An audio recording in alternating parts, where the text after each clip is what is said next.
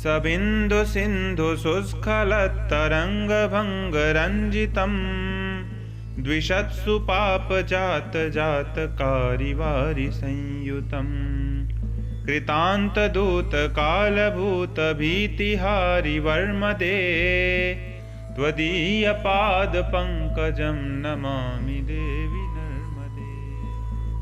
जय माता रानी की। आशा है आप सभी लोग स्वस्थ और कुशल होंगे। ये जो वीडियो आप देख रहे हैं ये हमारे गुरुकुल का वीडियो है और बहुत दिनों बाद लगभग 10 साल के बाद मुझे अपने गुरुकुल का दृश्य देखने को मिला है। अभी जो आपने श्लोक सुना होगा वह नर्मदाष्टकम स्तोत्र का पहला श्लोक था और माँ नर्मदा देवी के लिए वह श्लोक मैंने गाया था।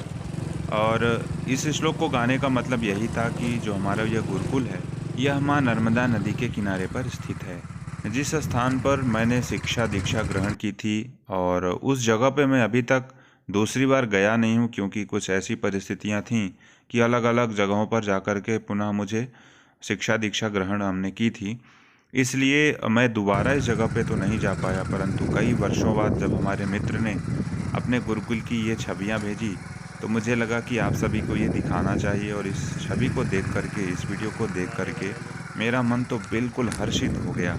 और आज भी वहाँ पर हमारे गुरुजन वहाँ पर हैं और हमारे मित्र भी वहाँ पर आचार्य पद पर हैं, गुरुजी के पद पर हैं और छोटे छोटे बच्चों को वहाँ पर पढ़ाया जाता है। अभी भी लगभग 13 साल के जो बच्चे होते हैं, 13 से लेकर के 15 साल के बच्चे, इन सभी बच्चों को, विद्यार्थियों को वहाँ पर रखा जाता है। इन सभी विद्यार्थियों के रहने की और उनके भोजन पानी की व्यवस्था भी यहीं पर होती है और वो भी बिल्कुल निःशुल्क होती है। आज से 10 साल पहले जैसा हमारा गुरुकुल दिखाई पड़ता था ठीक उसी तरह से दिखाई पड़ता है।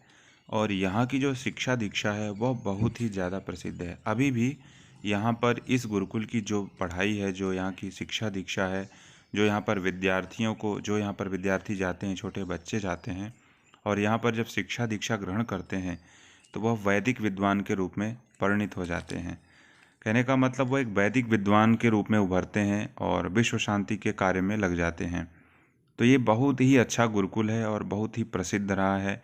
इसी जगह पर हमने भी शिक्षा दीक्षा ग्रहण की है। विशेष रूप से वैदिक शिक्षा यहाँ पर दी जाती है, साथ ही साथ कर्मकांड और ज्योतिष की भी शिक्षा यहाँ पर दी जाती हैं। इस गुरुकुल में मेरा अपना अनुभव रहा है। मैं आपको बताना चाहूँगा कि यदि इस गुरुकुल में कोई भी विद्यार्थी यदि 1 वर्ष तक रह जाता है तो उसे निश्चित ही वेद की शिक्षा अपने आप उसको आ जाती है, सुनते सुनते आ जाती है। वेद एक ऐसा विषय है जिसको श्रवण करने मात्र से भी उसे सीखा जा सकता है। तो इस गुरुकुल में यदि कोई 1 वर्ष तक रह भी जाए और यदि किसी भी प्रकार से वह पढ़ने में थोड़ा यदि कमज़ोर भी है तो भी उसे कंठस्थ, वेद तो कंठस्थ ही हो जाएगा। इस स्थान की ऐसी महिमा भी है। यह गुरुकुल जंगल में स्थित है। इसके आसपास कोई भी सिटी या किसी भी प्रकार के घर नहीं बने हुए हैं। ये बिल्कुल सिटी से, बिल्कुल घरों से बिल्कुल दूर, कहने का मतलब सांसारिक गतिविधियों से बिल्कुल अलग स्थान पर यह स्थित है। यह जो छवियां हमें प्राप्त हुई हैं, हमारे मित्र, मैं उनका नाम लेना चाहूँगा इस वीडियो में, उपेंद्र गोस्वामी जी, उन्होंने हमको ये छवियां भेजी हैं और वह हमारे कभी सहपाठी हुआ करते थे। आज विद्यार्थियों को यहाँ पर शिक्षा दीक्षा ग्रहण कराते हैं। जिन गुरुजनों ने हमें भी पढ़ाया है यहाँ पर, जिन्होंने हमें शिक्षा दीक्षा दी है, वह भी आज यहाँ पर हैं। कुछ गुरुजी लोग तो नहीं हैं, कुछ दूसरे स्थानों पर पदस्थ हैं, परंतु कुछ गुरुजन हमारे अभी भी यहाँ पर हैं, जैसे कि हमारे शास्त्री जी यहाँ पर हैं। इस तरह से गुरुकुल में शिक्षा अध्ययन करने के बाद पूरा जीवन वैदिक वाङ्मय के रूप में परिणित हो जाता है। जैसा कि पहले हम बच्चे थे, छोटे थे, विद्यार्थी के रूप में थे, 12-13 वर्ष की उम्र थी, तो उस समय इतना ज्ञान नहीं होता था। परंतु इन गुरुकुल में पढ़ने के बाद आज जब पुनः उन विषयों का स्मरण होता है तो ऐसा लगता है कि जैसे कि बहुत ही अच्छा वाङ्मय वह दर्शन रहा होगा, जो कि उस समय पर हम समझ नहीं पाते थे क्योंकि वह विद्यार्थी जीवन था और विद्यार्थी जीवन में सुख तो होता ही नहीं है। यहाँ की जो दिनचर्या होती थी उसमें आपको पूरे दिन में कभी भी विश्राम करने को नहीं मिलेगा।